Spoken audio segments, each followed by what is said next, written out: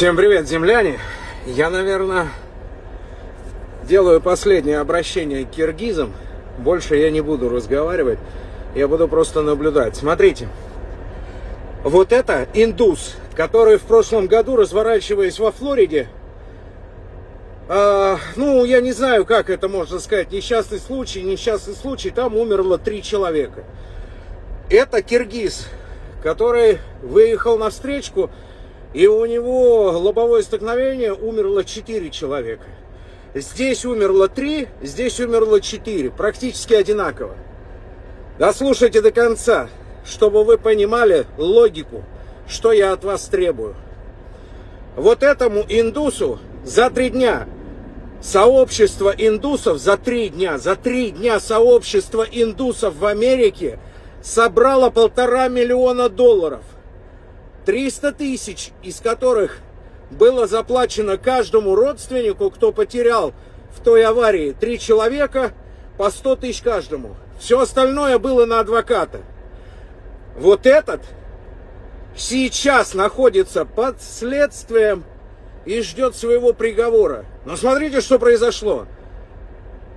Когда ему наняли адвоката, вот этому индусу, мало того, что общественное давление, мало того, что Индия вступилась, парламент Индии написал петицию на имя президента, мало того, что они здесь внутри петицию, просьбу о смягчении приговора собрали 3 миллиона подписей. 3 миллиона!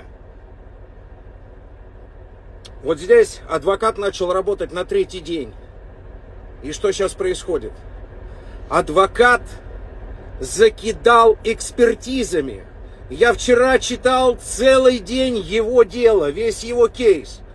Адвокат провел экспертизу погодных условий, провел экспертизу покрытия дорожного, провел экспертизу накачки резины, провел экспертизу, куда светило солнце, провел экспертизу, какой был ветер, провел экспертизу. И что произошло вот с этим индусом?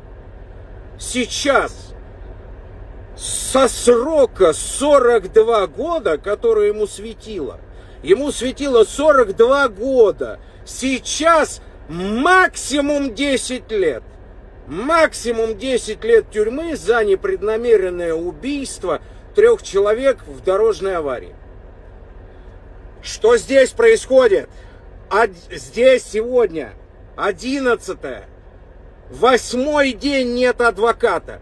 Он сидит в иммиграционной тюрьме Форт Уэйн, Индиана. А криминальное дело открыто по месту аварии в городе, в населенном пункте Джейм. Там открыто. И понимаете, там нет адвоката, который бы мог за него сейчас вступиться.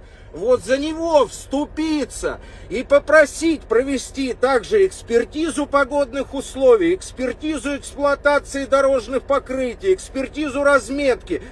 Не может сейчас адвокат этого сделать, потому что у него нет адвоката. Господа киргизы, вы понимаете, что он сейчас находится в иммиграционной тюрьме, где нет доступа никому. И сейчас с ним сделают все, что угодно. Вот с этим не смогли. Потому что адвокаты с 42 лет уже скостили до 10. Суд назначен на май 26 года. Вообще могут дать 5. И все. А это почему? Потому что там среагировало сообщество индусов вот так. Я последний раз призываю, я не знаю, как вам еще это, достучаться до вас, до киргизов, которые живут в Америке и сидят на своих бабках, на своих амбициях. Скиньтесь ему на адвоката, чтобы сейчас, сегодня адвокат начал в этом криминальном действии, в котором он замешан, начал проводить одну экспертизу, вторую, третью, четвертую, пятую, тем самым скостив ему срок.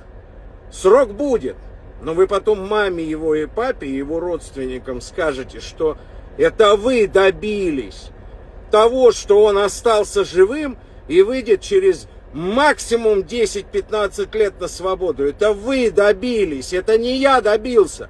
Можете меня назвать свиньей, уродом, русофобом, хохлом. Как угодно меня назовите, но наймите ему адвоката. Что вы боретесь за букву «И» или за букву «И»? Я там пишу «Киргиз» или «Кыргыз». Да говном меня назовите, но помогите ему.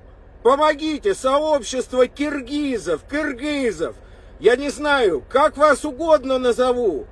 Помогите, ему нужен адвокат, чтобы начать эти процессы все, чтобы скостить вот то, что от максимума к минимуму. Это, ребята, очень показательный факт, как индусы себя ведут в Америке и как киргизы себя ведут в Америке. Для меня, для русского человека, это очень показательный факт. И можете мне писать в комментариях и фотографировать и лицо мое, вот, сфотографируйте, сделайте из него свинью, лошадь, козу, что угодно, но скиньтесь ему на адвоката. Уже 8 дней ничего не происходит. За эти 8 дней уже погодные условия поменялись, и вот трак уже на штрафстоянке, может быть, разбирают. И будет поздно, понимаете, о чем я вам говорю в предыдущем видео и в этом.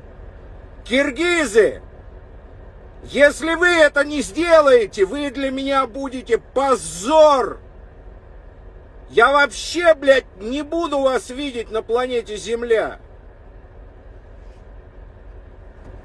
Не кашляйте, не молите, не переживайте, берегите себя и своих близких. Вот они, два примера.